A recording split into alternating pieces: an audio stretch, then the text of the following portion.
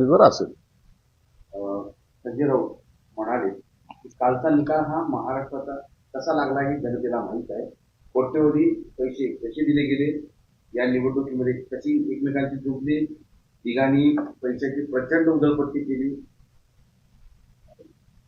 एकदा पराभव झाला ना तो मान्य करायला पाहिजे. दरवेळेला हे लोक ना कधी ईव्हीएम मशीन, कधी पैसा, कधी दादागिरी असे सगळे शब्द वापरतात. मला एक सांगा, तुम्ही तुमच्यातल्या कोण असे 4 नेत्याची नावं सांगा ज्यांनी या महाराष्ट्रभर जाऊन कुठं प्रचार केला. घरात बसून राजकारण चालतं का? निवडणूक ह्या कार्यकर्त्याच्या जीवावर जेव्हा तुम्ही लढता त्या टायमाला कार्यकर्त्यांना साथ देणं तुमचं काम आहे की नाही आहे. मग त्याच्यात पैशाचा व्यवहार झाला, असं झालं, ही सर्व कारणं बोगस आहेत. म्हणजे जनतेने दिलेला कौल आजही तुम्ही मान्य करायला तयार नाहीत, तो जनतेचा अपमान आहे. म्हणून तुम्ही आताही जे झोपेचं सोंग घेऊन तुम्ही झोपलात ना, ते डोळे उघडा आणि वस्तुस्थिती पहा की नेमकं आता काय घडतंय. तुम्हाला जनतेने साफपणे नाकारलेलं आहे. एवढ्या मोठ्या महाराष्ट्राच्या या निवडणुकीमध्ये अवघ्या 9 जागावर तुम्हाला समाधान मानावं लागतंय. हे तुमचं दुर्दैव आहे. त्यावरच असं म्हणाले की आमचं चोरलेलं चिन्ह जरा बाजूला ठेवा, मग कळेल असं कोणाने नक्की. हे सगळे आता गप्पा झालेले आहेत. लोक याला कंटाळलेले. चोरलेले चिन्ह, चोरलेले बाळासाहेब, चोरलेले शिवसेना, काय काय बोलायचं ते सगळं बोलून झालेलं आहे. इमोशनली बोलून झालंय, हेही बोलून झालंय. परंतु पराभव हा पराभव असतो हे ते मान्य करायला तयार नाहीत. आणि लोकांनी सुद्धा जे उभाठाने केलं त्याचा त्यांना धडा शिकवलेला आहे. शिवसेना प्रमुखाचे विचार घेऊन आम्ही पुढे चाललो, त्याला लोकांनी पसंती दिलेली. एक एकनाथ शिंदे अख्खा महाराष्ट्र बिंजून काढतो आणि स्वतःचे 61 नगराध्यक्ष निवडून आणतो. ही ताकद जी निर्माण झाली ती शिवसेनेमुळे आणि शिवसेना प्रमुखांच्या आशीर्वादामुळे. असंही म्हणाले की निवडणूक आयोगाने मतदारांना जिंकवले. त्यांच्या बोलण्याला आता लोक सिरियसली घेत नाहीत आणि आम्ही पण त्यांना सिरियस घेत नाही. आणखी एक विषय त्यांनी फार गंभीरपणे मांडला. खरं पात्र तर यामागे रहमान डकेत आहे. यांना आता डायलॉग मारू द्या. हे डायलॉग मारले ना तेवढंच उभाटाचे नेते उद्धव ठाकरे खुश होतात. त्यांना वाटतं की नाही, आपली बाजू यांनी चांगली मांडली आणि ह्या सगळ्या स्वतःच्या मनातल्या मनात खुश होऊन ते आनंद साजरा करत असतात. त्यामुळं आता नाही होऊ शकत त्यांचं काही, कोणताही चान्स नाही यांना. तेलंगणामध्ये बॅलेट पेपरवर निवडणुका घेतल्या होत्या, त्यामुळं इथं भाजप 4थ्या नंबरवर गेला असा दावा संजय राऊतांनी. ते विद्वान आहे, तर त्या विद्वानावर आता या आरोपावर बोलणं उचित नाहीये. पराभव मान्य करणं हे त्यांच्या रक्तात नाही. परंतु एक दिवस असेल की त्यांच्या दुकानाला लॉक लागलेलं असेल आणि त्या दिवशी त्यांचे डोळे उघडतील.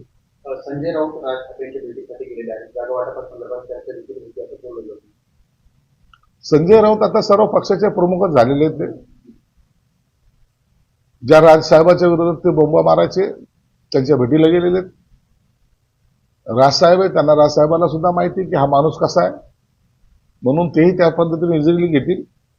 राजसाहेब च्या उंचीचा संजय राऊत नाहीये, म्हणून त्यांच्याबरोबर काय बोलणी होईल हे तुम्हाला त्यांच्या भेटीच्या नंतरच कळेल.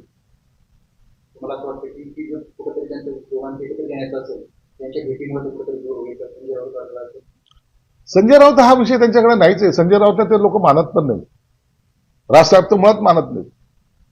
आता हे जाणं येणं चालत राहतं पण त्यांना ते सिरियस घेत नाहीत.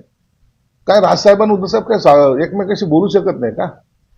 आता 100 वेळा हे तिकडं ते इकडे जाता येत असतात, म्हणून संजय राऊत काहीतरी मोठा दुवा आहे असं समजण्याचं काहीच कारण नाही. मुंबईचा महापौर कोण होईल यावर सट्टा लावला गेला. सट्टा लावला गेला.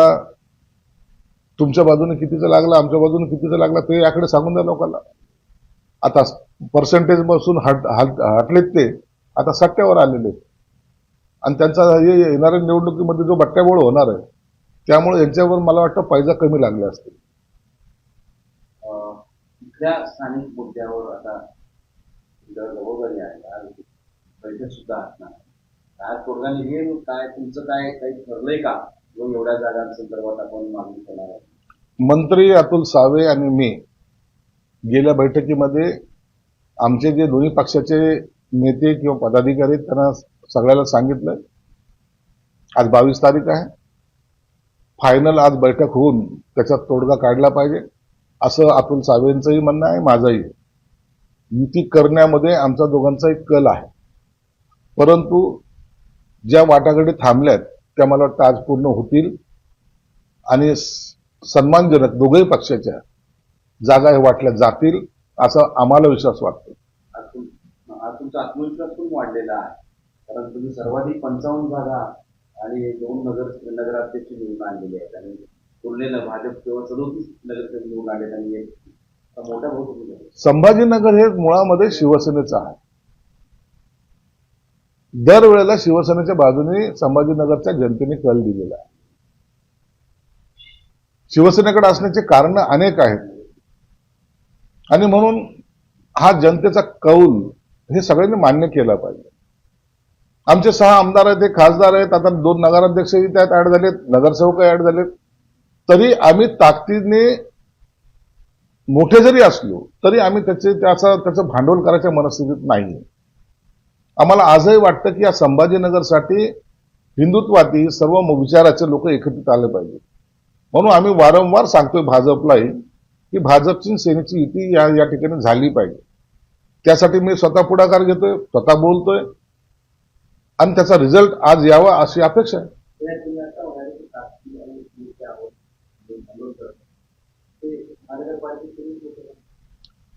हे बघ, ते जनता ठरवेल ना. एकदा निवडणूक लागली त्याच्यानंतर किती सीटी निवडून येणार हे कोणता भविष्यवाला सांगणार नाही, पण जनता ठरवेल. जनतेच्या हातात असतं आणि जनते ज्या पद्धतीने आशीर्वाद देतील त्याला आपण ऍक्सेप्ट केलं पाहिजे.